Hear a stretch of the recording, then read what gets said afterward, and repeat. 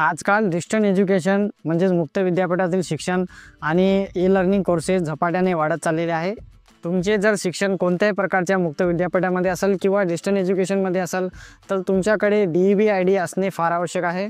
या DEB ID मध्ये तुमचे झालेले शिक्षण, तुमची प्रगती, तुमचे क्रेडिट स्कोर्स असा सर्व प्रकारचा डेटा सेव्ह केला जाते। तर हा DEB ID घरबसल्या कसं बनवायचं याची संपूर्ण माहिती या व्हिडिओमधून तुम्हाला मिळणार आहे। यासाठी व्हिडिओ शेवटपर्यंत बघा। चॅनलवरती पहिल्यांदा आले असल्यास चॅनल सबस्क्राइब करा, कारण मी इर्शाद खान पठाण आपल्यासाठी अशीच माहितीची व्हिडिओ आणत असतो।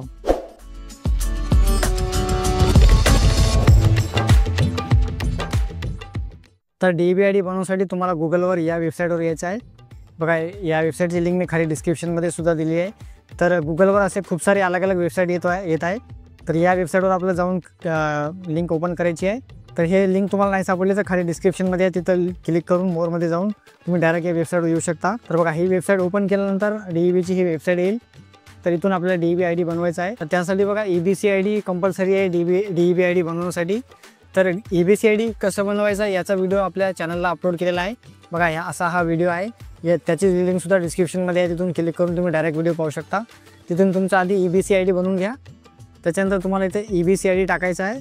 तर EBC ID टाकताना लक्ष द्या, त्याच्यामध्ये जे डॅश दिलेला आहे ते डॅश तुम्हाला टाकायचं नाही, नुसतं आकडे टाकायचे आहे। त्याच्यानंतर एंटर युअर आधार नेम, तर तुमच्या आधारनुसार तुम्हाला इथं नाव टाकायचं आहे।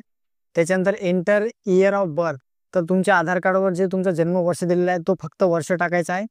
त्याच्यानंतर एंटर जेंडर, तर इथं तुमचं जेंडर निवडायचं आहे, मेल आहे की फिमेल आहे। त्याच्यानंतर कन्सेंट गिवन बाय, तर इथं तुम्हाला सेल्फ असं ऑप्शन घ्यायचं आहे, तुम्ही स्वतः करत आहे त्याच्यामुळे। स्वतः घेतल्यानंतर तुम्हाला ऑथेंटिकेशन द्यायचं आहे, तर इथं तुम्ही आधारानुसार घेऊ शकता।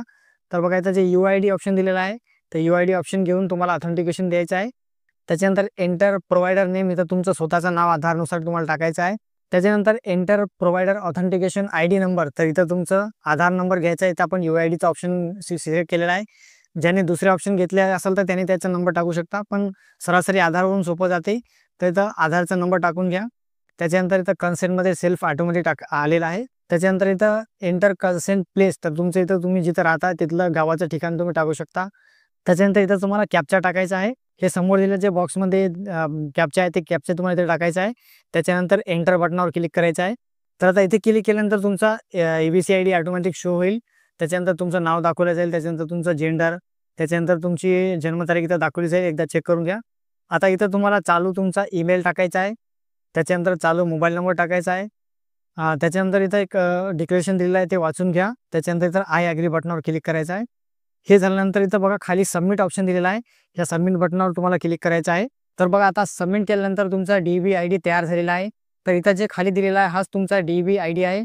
हे DEB ID तुम्ही तुमच्या डिस्टन्स एज्युकेशनसाठी किंवा ई लर्निंगसाठी वापरू शकता।